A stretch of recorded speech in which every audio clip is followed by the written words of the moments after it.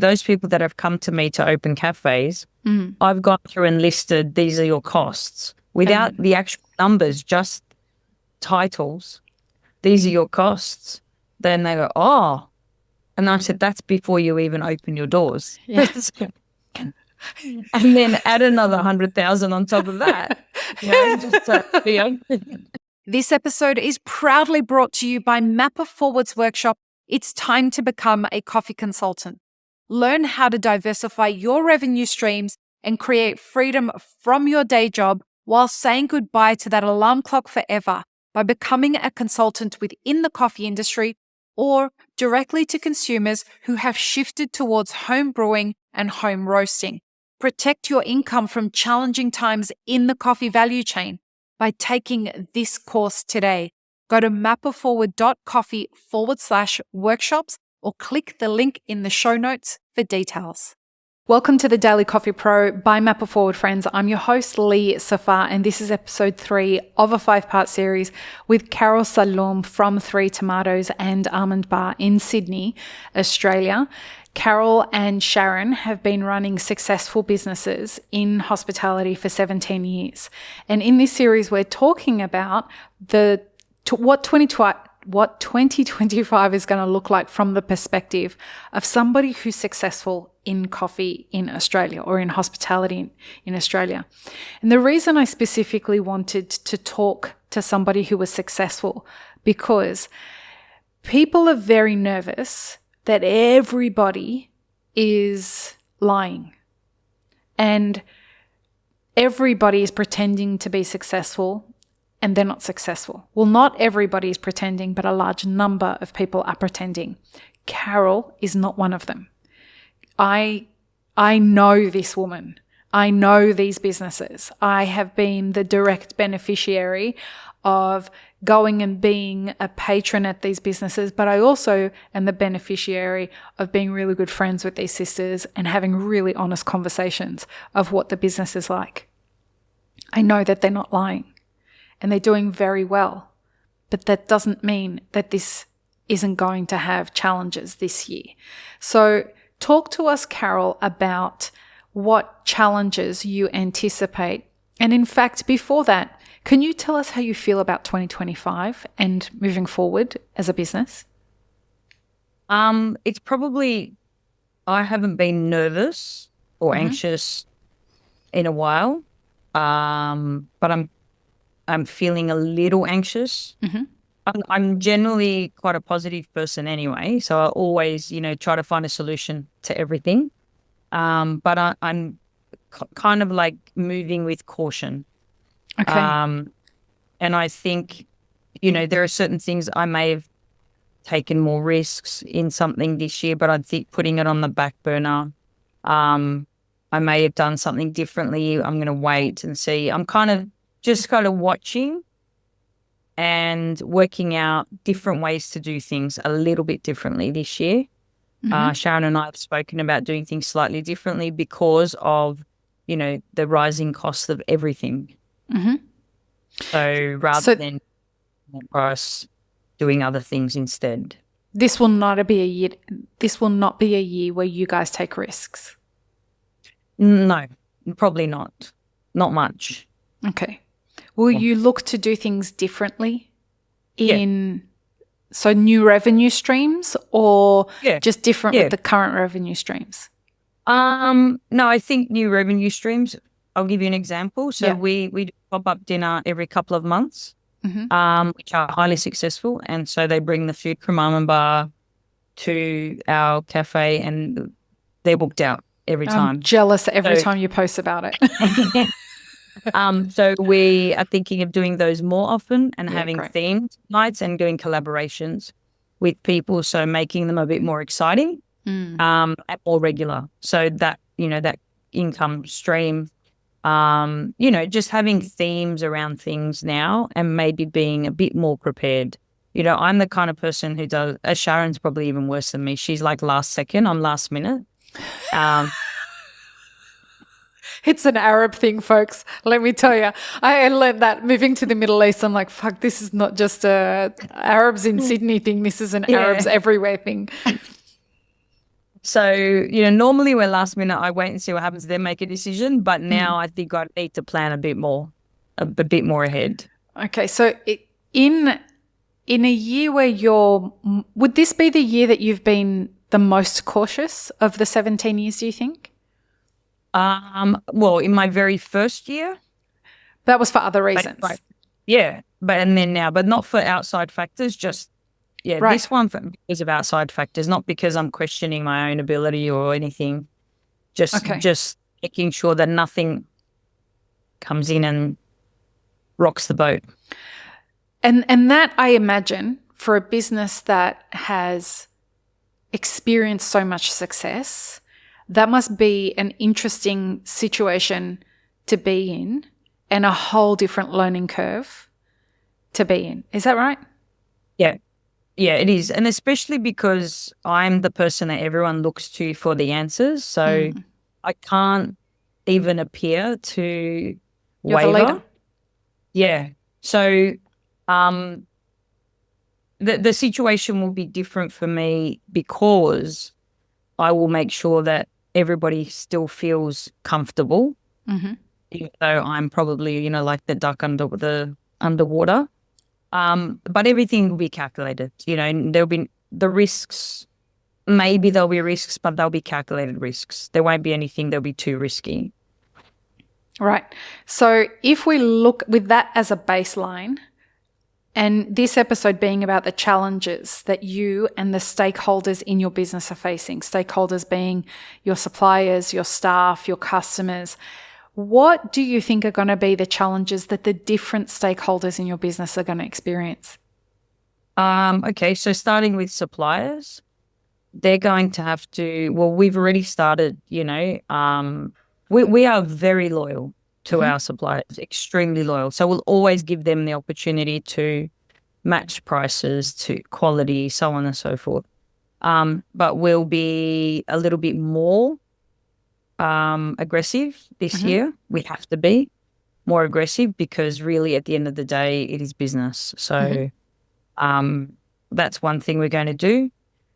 And for our staff, well, how I said before, we work in the business. I've actually decided, I had a conversation with Sharon that I'm actually going to be working more to cut hours down. I have to. I've got no choice, really.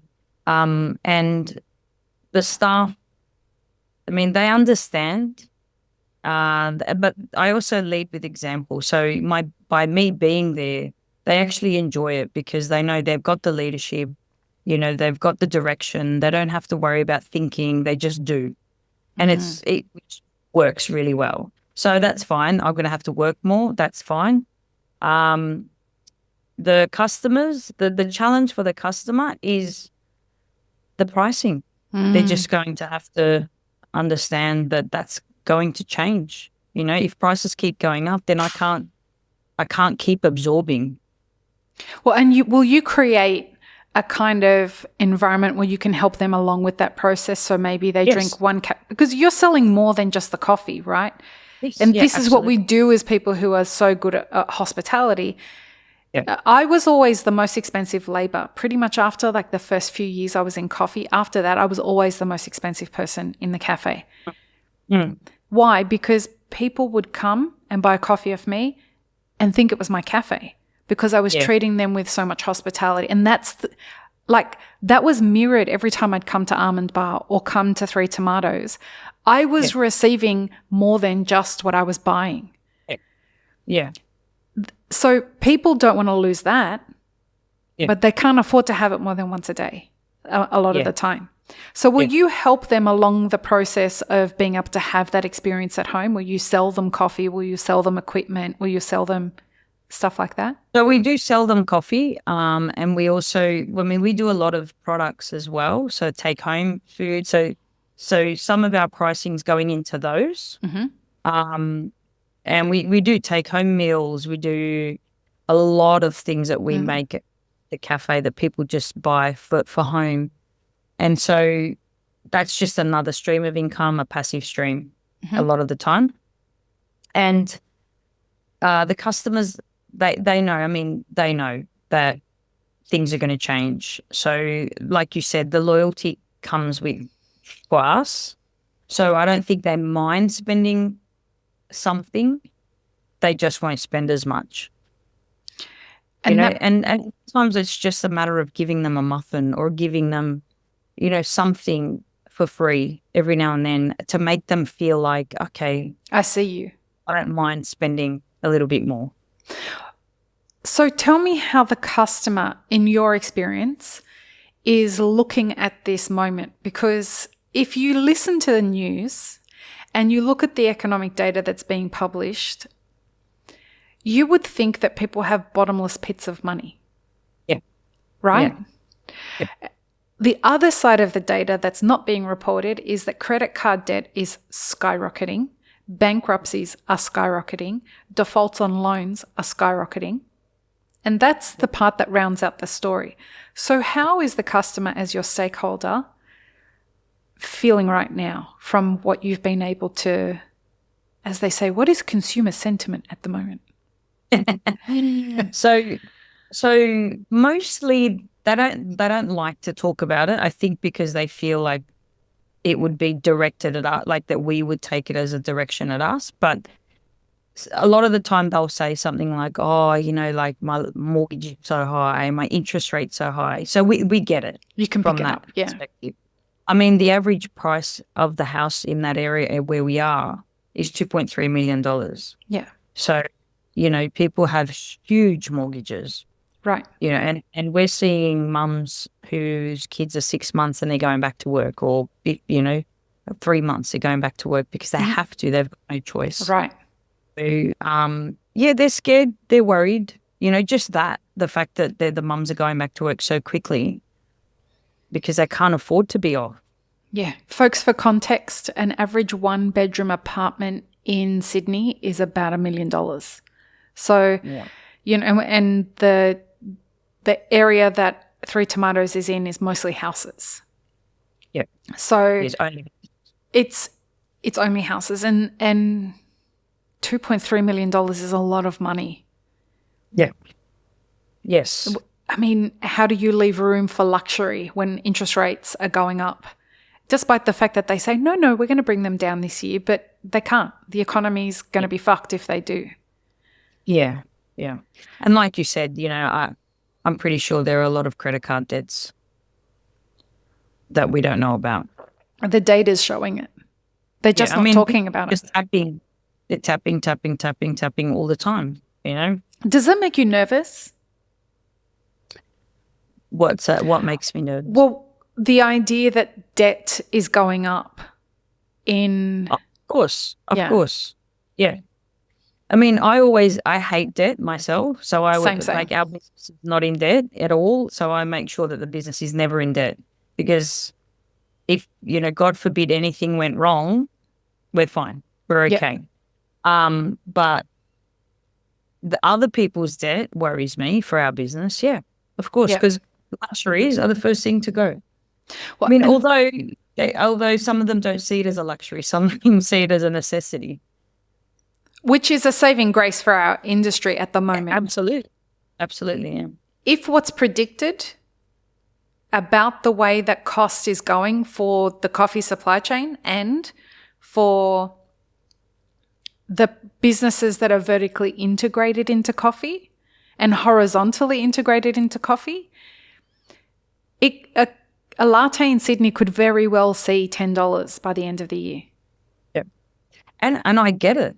I mean, if people sat there and actually worked out the calculations for themselves, they would get it. But no one does it for them.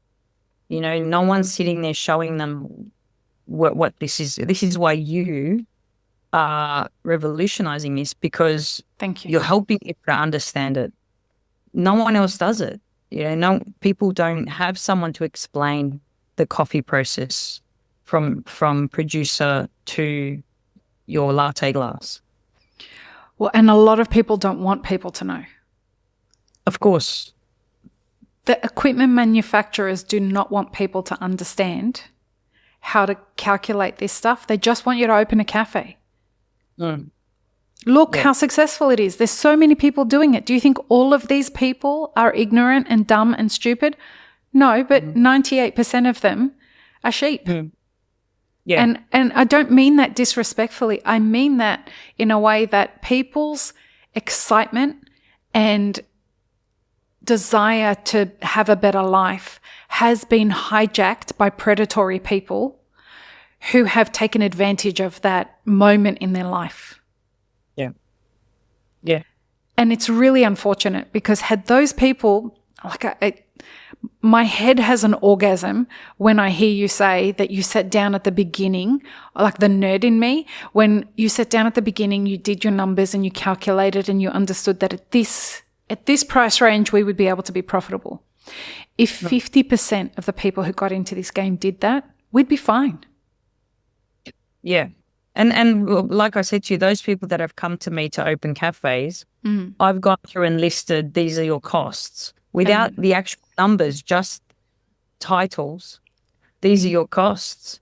Then they go, oh. And I said, that's before you even open your doors. Yeah. And then add another 100,000 on top of that. Just to be open. We have this thing that we give clients. It's a list of what you need to do to get your business open. Yeah. And God bless her, I won't say her name, but one of the first time I kind of introduced this into one of the mastermind groups, one of the women who's a cafe owner, who she's actually Saudi, she turned around and she said, you should call this the fuck you list. I said to her, really? Why? It's the first time I've ever heard her curse. And she turns around and she says, anyone who looks at this list and sees what's required to open a cafe will say, fuck you, I don't want to do it. It's so true. It's true. But people, they just don't see it. They don't see it. No, and again, we're not saying this stuff, folks. People have said to me, you're so negative on your podcast, Lee. I'm like, you see this as negative. This is reality, folks. Yeah, that's right. This is not negative. Go on. The thing is that you have to be like that, because if you sat there and told someone it's all roses, they're going to come back at you and go, no, it wasn't. So at least being real, and it is reality. And we've talked about how it's necessary, though. It's also necessary because you need to sift through, you need to filter out all the bad people or the bad operators, should I say. It's got a positive to it for it. And that's a perfect place for us to finish this discussion and talk in the next episode, folks. We're going to talk about what do we expect will unfold for businesses, because this sifting through that I think we're going to see in 2025 is a necessary part of the process that we're going to experience in this next 12 months. So we're going to talk about what do we expect will unfold for businesses and customers over the next 12 months. So join us for that episode in the next episode. Peace, love, and peanut butter. Have an amazing rest of your day. I really hope you enjoyed this episode, friends. Please don't forget to show us some love by subscribing, liking, commenting, and most of all, sharing this podcast with your friends. Check the show notes for links, including our sponsors and our Patreon. And stay tuned for more great conversations on the Daily Coffee Pro by Map It Forward.